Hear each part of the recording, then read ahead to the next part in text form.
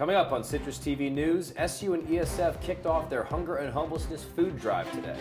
Find out how this helps locals in the community and how you can get involved too. And officials evacuated nearly 200,000 residents below the Oroville Dam in California. Find out why officials are scrambling to fix the damages. And musical stars gathered together at the Grammys last night. We'll tell you who picked up awards and who did not. This is Citrus TV News live at 6, your campus news leader.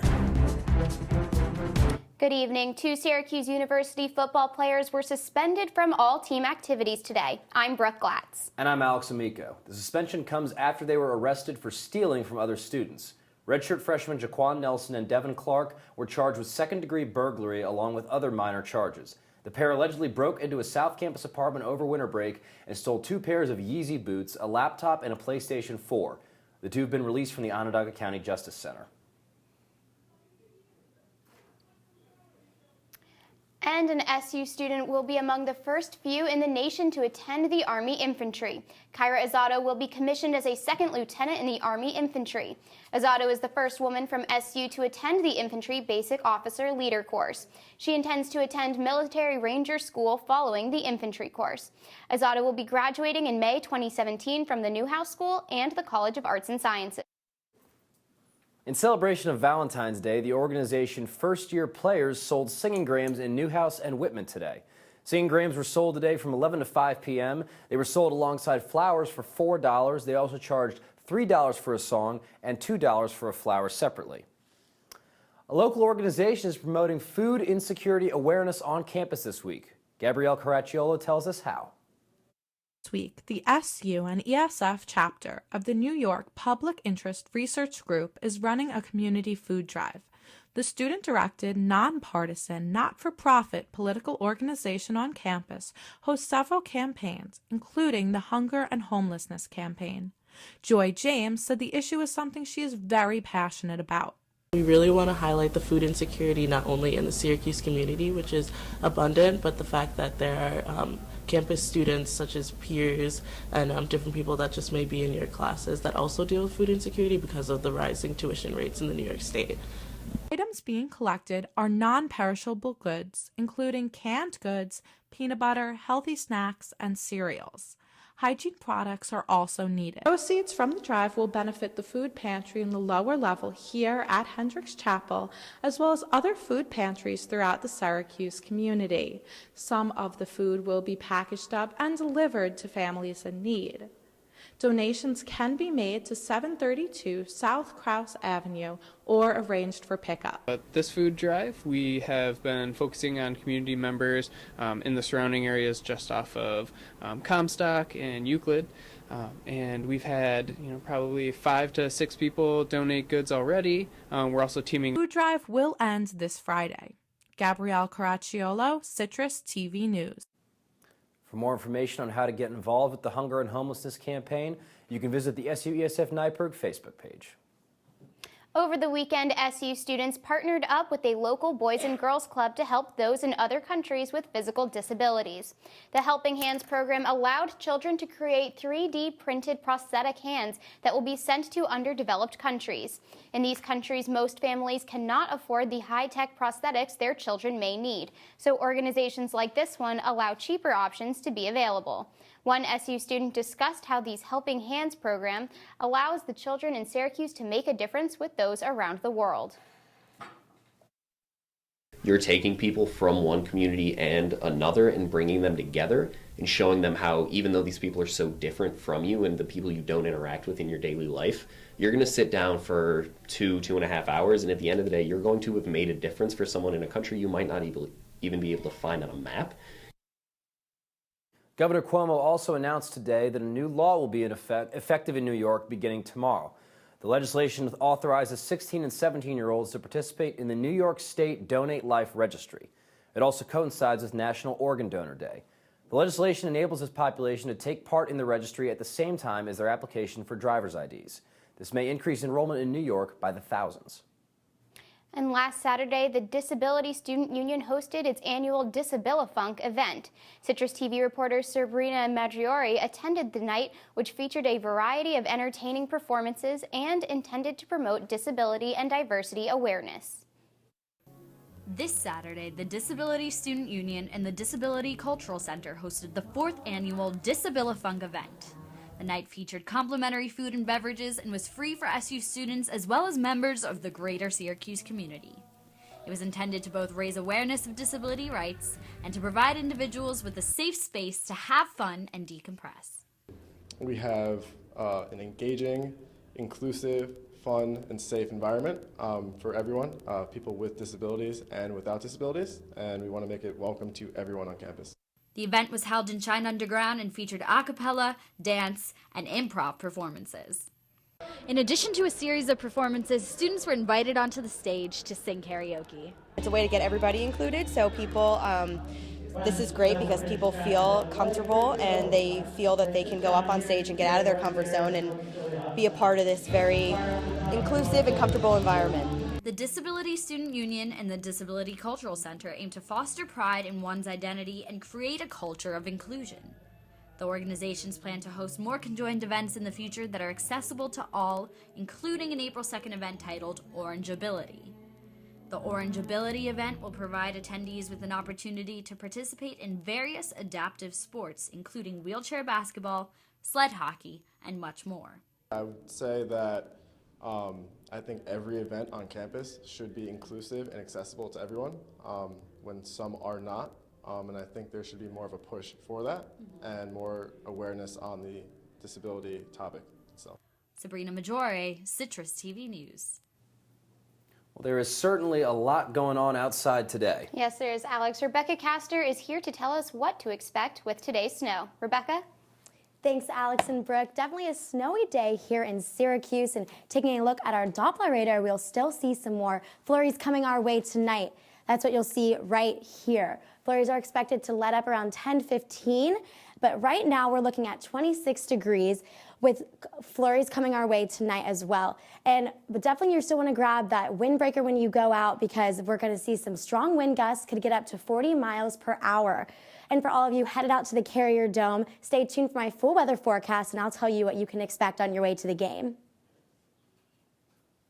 President Trump met today with Canadian Prime Minister Justin Trudeau. After the break, we'll cover what they discussed with each other at the White House. And North Korea conducted a ballistic missile test over the weekend. Find out how the global community responded. We'll be right back. Look, it's those guys. Are you good to drive? I'm fine. How many did you have? I should be fine. You should be? Go and step out of the vehicle for me. See ya, buddy. Good luck.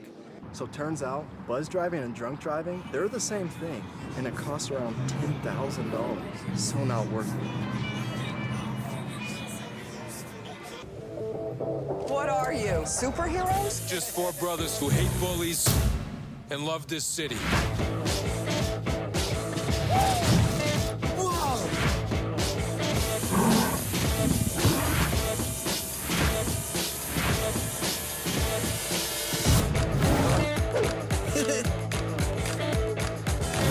Gear up, guys.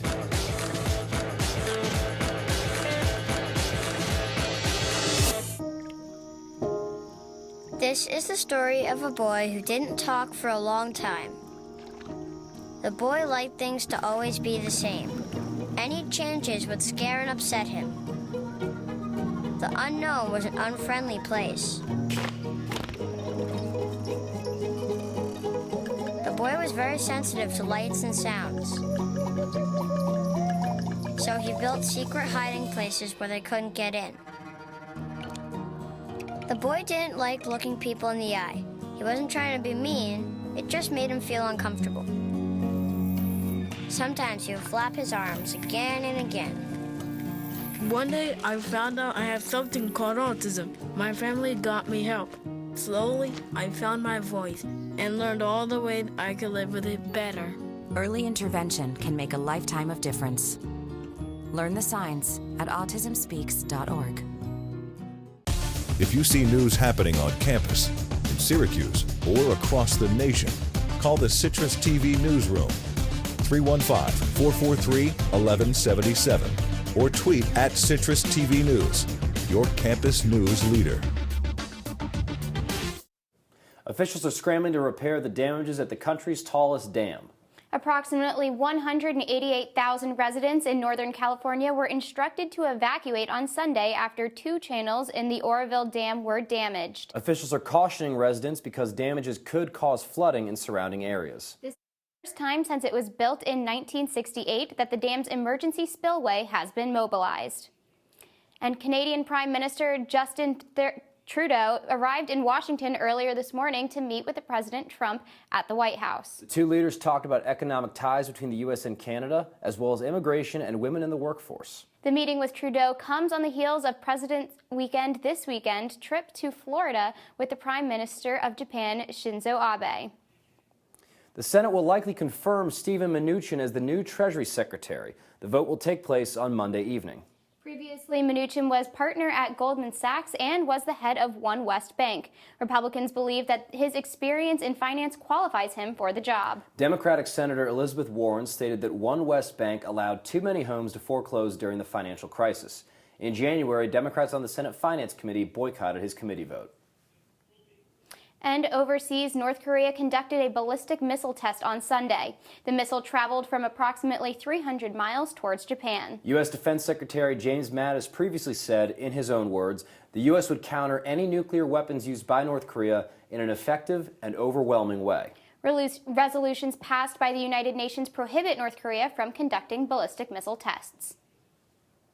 An avalanche has killed at least 4 people at a French ski resort. The resort says skiers higher on the slopes triggered the avalanche, which hit the skiers in unmarked trails. 3 people have already died in avalanches this winter. Travel companies have warned tourists not to leave the slopes without a professional guide. And a court in Pakistan has banned Valentine's Day celebrations. The court decided that the holiday goes against Islamic teachings. The ban prevents public celebrations of Valentine's Day, but shops and restaurants are exempt from the ban. Media outlets in Pakistan are also not allowed to promote Valentine's Day. From the CitrusTV Weather Center, this is SU's most accurate weather forecast. Temperatures in the mid-20s across central New York. Looking at Syracuse, we're at 26 degrees. Cortland's at 25, and Ithaca's at 27 degrees.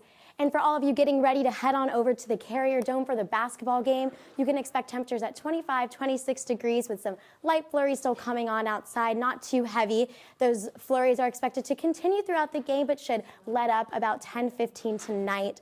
There's a 30% chance of snow overall, and should be a great game and a great night to go out to the game, so just bundle up on your way there. Closer look at tomorrow, not as many flurries to worry about. It definitely won't be like today. Just some light flurries coming down. At 9 a.m. we're at 26 degrees. At noon we're at 34, and at 6 p.m. we're at 36 degrees. If we do see some flurries, we can expect just about under an inch should accumulate on the ground. This week's snow chance is pretty high. We have those 30% chance of flurries tomorrow and more snow showers coming our way on Wednesday and Thursday. Wednesday we have an 80% chance of snow showers, and Thursday 40% chance of snow, and about 1 to 3 inches are expected to fall on both of those days.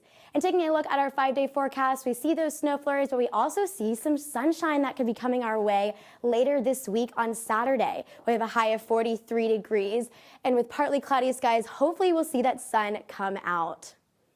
So Rebekah, this morning I hit my first winter milestone of the year. It was the first time that my car got stuck in the snow in my driveway. How long is this going to be here? How long am I going to have to deal with this? I know. It was shocking to see how much snow fell last night. We actually had 3 inches of snow accumulate all throughout the day, so definitely a hard day to be out on the roads. Hopefully with the sunshine coming our way this weekend, a lot of the snow will dry up and we won't have to worry about it too much longer, but it's still winter in Syracuse, so you got to expect it to come back. I know you said it's going to warm up a little bit this week. Is that going to stick around, or is it going to dip back down into the cold? Well, with Syracuse, you can never know, especially with the Syracuse winter. I'm definitely going to say we're going to see some colder temperatures come back our way. Hopefully we'll still see some 40 degrees, 50 degrees popping in there every now and then. All right. Thank you so much, Rebekah.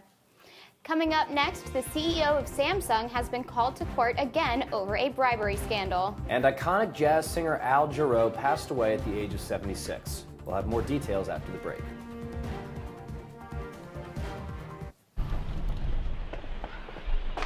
Got a quarter?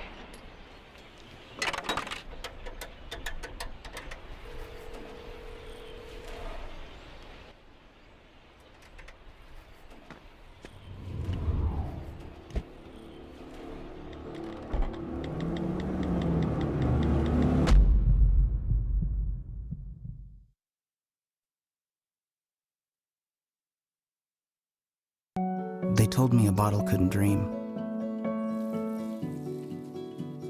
That I would never become a superhero.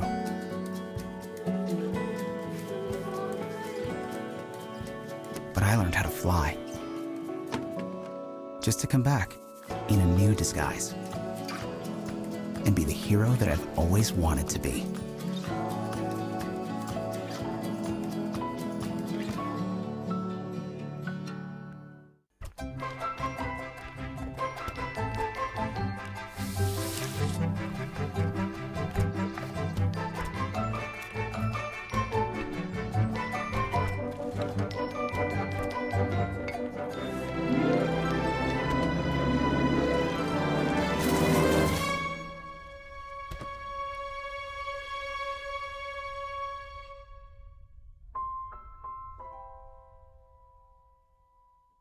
You're watching Citrus TV News with Alex Amico, Brooke Glatz, and Rebekah Castor with weather. Citrus TV News continues now. The CEO of the digital giant Samsung, Jay Lee, has been summoned to a South Korean court for the second time. He's being questioned over a bribery scandal that involves President Park Geun-hye. Park is in the process of impeachment over the scandal and has been relieved of her duties. Lee's been accused of pledging $37 million to organizations run by a close confidant of Park in exchange for support for a Samsung merger that took place in 2015. Dozens of actors, directors, and producers gathered for the BAFTA Awards yesterday night. La La Land continued its winning streak, picking up 5 of its 11 nominations, including Best Actress, Damien Chazelle for Best Director, and Best Film. Other notable winners included Casey Affleck for Best Actor in Manchester by the Sea and Dev Patel for Best Supporting Actor in Lion. And the BAFTAs weren't the only award show to garner attention. James Corden hosted the Grammys last night alongside performances such as Adele, Ed Sheeran, Bruno Mars, and Beyoncé. Adele won big with her song Hello and her album 25, winning both Record and Album of the Year. 21 Pilots and the Chainsmokers also won in the pop and dance categories, and the late David Bowie won for Best Rock Song and Best Alternative Music Album.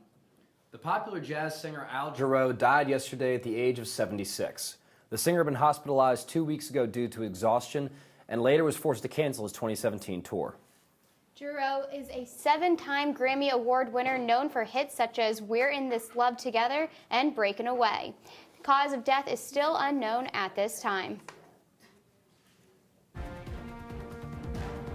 There was a lot of sports action over the weekend, both on and off the field. Some teams are just getting started, while others, well, each game they play now might just determine their postseason fate. Men's and women's basketball and lacrosse highlights and Coach Sound just 2 minutes away.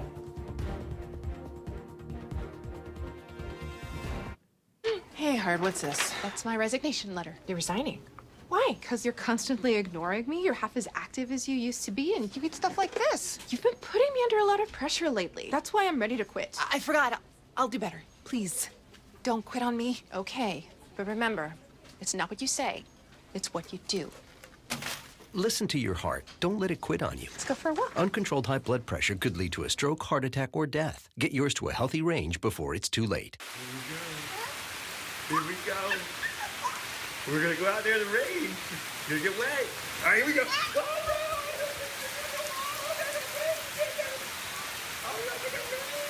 Okay, quick.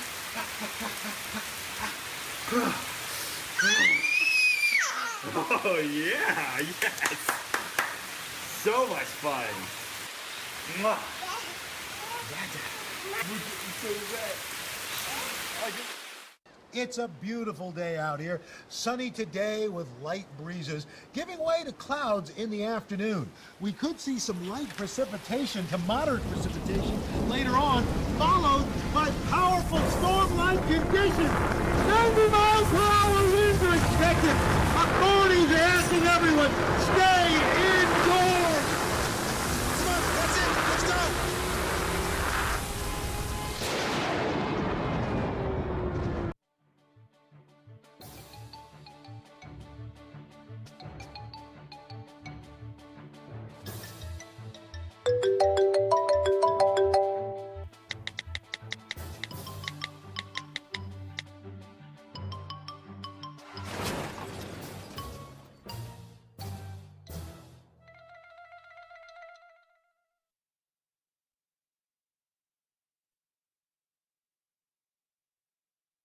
And now, your Citrus TV Sports Report. Welcome back to Citrus TV News. I'm David Edelstein. Syracuse men's basketball has been on a hot streak. It's won 5 in a row, and over a week and a half period, it's beaten 2 ranked opponents, secured Jim Boeheim's unofficial 1,000th win, and won on the road by a 1 point with a buzzer-beater 3 by a freshman. But after that thriller, could the Orange keep it going at Pittsburgh, where memories of an ACC tournament cut short last year might still remain? So here, Syracuse really wanting to get this win, especially to get 6 in a row and prove themselves for the NCAA tournament. Torian Thompson had that jumper there. Syracuse was on top 2-1, but Michael Young, remember that name, you're going to hear him a lot. He gets that dunk there. He is the ACC leading scorer, and here again, you just see it. 2 dunks. Now, at this point, it's 13-10 Syracuse on top. Boeheim was angry at Roberson there, but he follows that up with a dunk. It's Pittsburgh ahead by 4. But then Chris Jones, he hits that three-pointer. It's Pittsburgh up by 7, 27-20. Now Boeheim really putting those signals in there, trying to tell the team what to do. In the second half now, 60 minutes left, Leiden tipped that one in from Gillen in the paint. Pittsburgh still up by 7. And then 3:18 left in the game, Sheldon Jeter with a dunk. Michael Young assisted there, 69-61 Pitt. And then Boeheim was disappointed, but Andrew White, he's going to wind up with a layup. You see that Boeheim's there. And Andrew White's layup in the paint, trying to secure it for Syracuse, but at the end of the game, Pittsburgh wins 80-75, and Boeheim not as happy at the end of this game as he was the past 5. We've been behind 4 games out of 5, and we got back as close as we could probably get it. That one play under the basket where Tyler couldn't grab it would have cut it to 2. We would have had a little bit of a chance, I think. Then there was still 40 seconds to go. But these guys fight hard. They're down 11, 12 points. They kept coming back at it.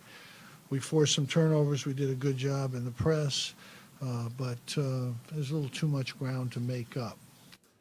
And Syracuse women's basketball played at home yesterday against North Carolina.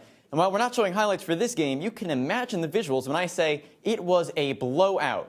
95-64 Syracuse. That's a way to bounce back after falling to a ranked opponent 2 days earlier. With just under 4 minutes left in the first quarter, the score was 11-10 Syracuse. That's right before the Orange went on a 20-4 run. The closest the Tar Heels were able to get from there was 12 points, and Syracuse pulled away to the victory. Brittany Sykes had a career-high 34 points, and Alexis Peterson has now scored at least 10 points in 46 consecutive games. The total 95 points by Syracuse are the 3rd most the team has ever scored in the Dome. SU is now 18-8 overall and an impressive 12-0 at home. And while the basketball seasons are closing out, lacrosse, on the other hand, is just getting started. Looking ahead at a season with at least 13 games, Syracuse starts, of course, with the first. In the Dome on Saturday, it was men's lacrosse against Siena. Eric Munn right there with a goal. It's tied 1-1 with 10:40 left in the first. But Nate Solomon right over here, a pass. He gets the goal. Assist by Nick Mariano, 7-3 Syracuse, 6 seconds left in the first. Always time left to play. And Brandon Bomberry, he's coming over here. He gets the goal off Aaron Lewis's stick, 9-3 Syracuse. We need to see this one again.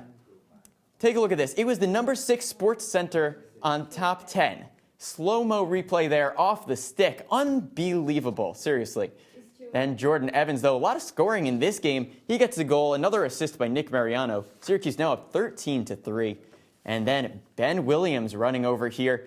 He gets the goal right into the net, unassisted. It's never enough. 15-4 Syracuse. Team celebration after the game. I'd be celebrating too, but of course, that's just game 1. A long season left to go.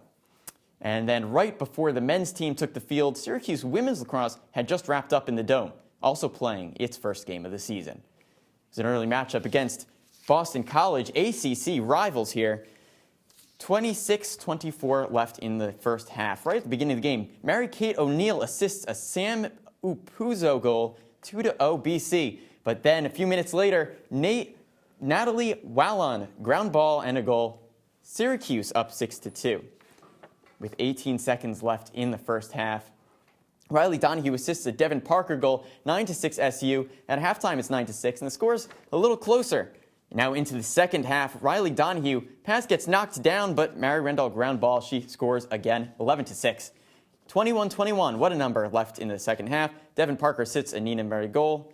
And at the end, another big win for a Syracuse team, 18-8. And now, guys, it's going to be interesting to see all these four teams that we just talked about. Really, they have impressive records in history for Syracuse. It's going to be interesting to see where the basketball teams go, both of them, as their seasons close out for their postseasons, and both the lacrosse teams as they just start. It really is. And looking at basketball tonight at home against Louisville, what are you looking for in that game? Listen, it's going to be really tough. Syracuse is kind of edging that line. We're in the must-win territory because they lost against Pitt, a team that struggled early on in the year. It's kind of been forgotten now that they had that 5-game winning streak. Louisville was a ranked team. It's going to be really hard to do, but we're looking to see some better defense because their offense has been picking up. They need the defense. All right, we'll see what happens. Dave, thank you for joining us. Of course. We'll be right back with one last look at your weather.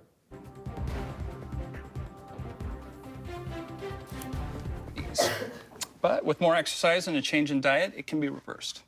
I've tried exercising. It just makes me hungry for bacon. I love bacon, too. And who really likes to exercise? Not me. Me neither. Nobody. So we're good? What? Oh, you still have prediabetes. Big time. Here's your check.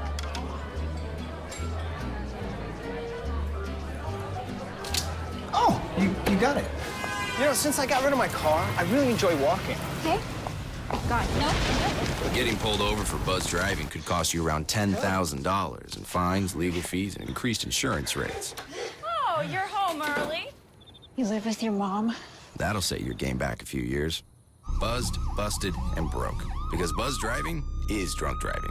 Come on, it's not that hard. My big man fingers are having a problem with these little tiny buttons.